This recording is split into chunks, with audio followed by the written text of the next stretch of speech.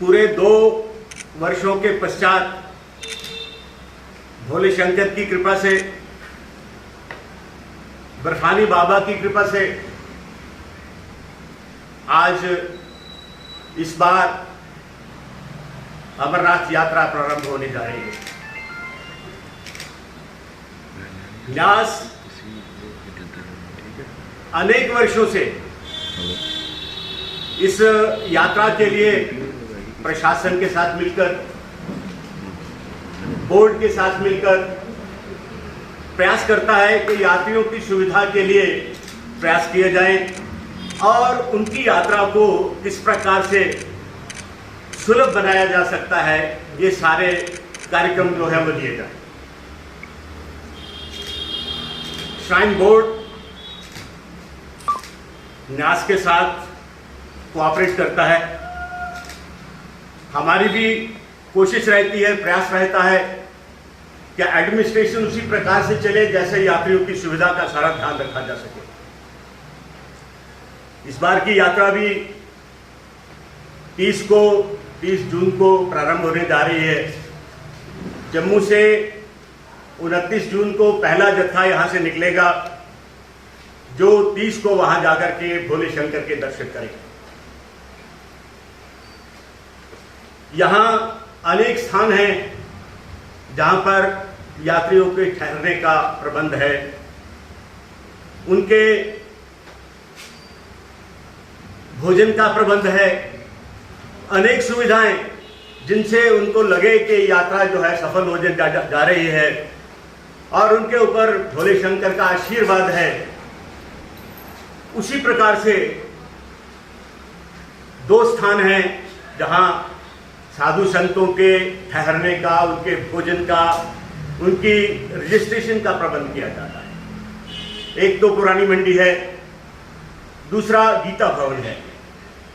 गीता भवन में ही जो साधु संत रुकेंगे उनके ठहरने का प्रबंध, भोजन का प्रबंध और रजिस्ट्रेशन जिनकी नहीं हो पाई है, वैसे साधुओं में अनेक नहीं सभी ऐसे होते हैं जिन्होंने पहले रजिस्ट्रेशन नहीं करवाई होती है, ऑन स्पॉट ही रजिस्ट्रेशन होती है। ऐसा ही काफ़ी वर्षों से चला आ रहा है।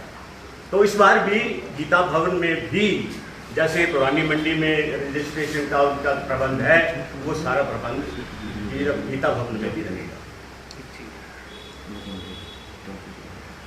अब अनेक बातें हैं रजिस्ट्रेशन के साथ संबंधित। सरकार ने फैसला लिया कि ऐसे लोग जो अफोर्ड कर सकते हैं, धन की दृष्टि से ईश्वर की जिनके ऊपर बहुत ज्यादा कृपा है, वो अगर जाना चाहे तो यहाँ से डायरेक्ट बायर जाकर के, ऐसा प्रबंध है श्रीनगर से ही बालताल के लिए और बालताल से फिर भवन के लिए उनके जाने का प्रबंध हेलीकॉप्टर से किया जा रहा है। ये पहली बार ये सेवा जो है वो इस यात्रा के लिए, सुविधा के लिए प्रारंभ की जा रही है। हम एडमिनिस्ट्रेशन की इस पहल का, एलजी की इस पहल का बहुत स्वागत करते हैं। और एक दुविधा बन गई थी कि कौन इस रजिस्ट्रेशन के लिए कि बाई एयर जाना है, हेलीकॉप्टर में जाना है, कौन डील करेगा। तो अंत में यही फैसला हुआ कि श्राइन बोर्ड ही इसके लिए करेगा और जो एक चिन्ह दिया है कि इसी पर आप अंकित होंगे तो आपका रजिस्ट्रेशन होगा, वो श्राइन बोर्ड की ही अथॉरिटी है। अनेक बातें एडमिनिस्ट्रेशन के साथ हम हर बार करते हैं कि हर यात्रा के लिए कौन से ऐसे विषय हैं जिसमें आपका ध्यान नहीं गया, और एडमिनिस्ट्रेशन भी हमारे साथ अच्छी तरह से कोऑपरेट करती है। एक लंगर की व्यवस्था भगवती नगर में रहती है न्यास की ओर से, दूसरा इंडिपेंडेंट गीता भवन में रहती है। हमने जम्मू वासियों को, भोले शंकर के भक्तों को ये आह्वान किया है कि वो भारतवर्ष से छोड़ करके कहीं भी संसार के किसी भी भाग में है,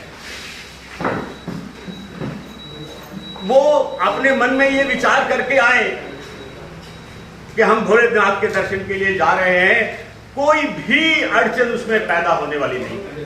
देखिए, आपको बता दें कि 2 दिन पहले एक वीडियो वायरल जो लखनपुर में हुआ था, पुलिस वालों के साथ जो है वो यात्रीगण जितने भी आ रहे हैं उनके साथ जो है वो कानासुनी जो हुई है, उससे जो किस तरह से एक एडवाइस देना चाहते हैं ट्रैफिक पुलिस को कि जो भी यात्री बाहर से आ रहा है उनकी सुविधा के लिए उनकी बेवजह जो है वो तंग न किया जाए। इस विषय में मैं आपके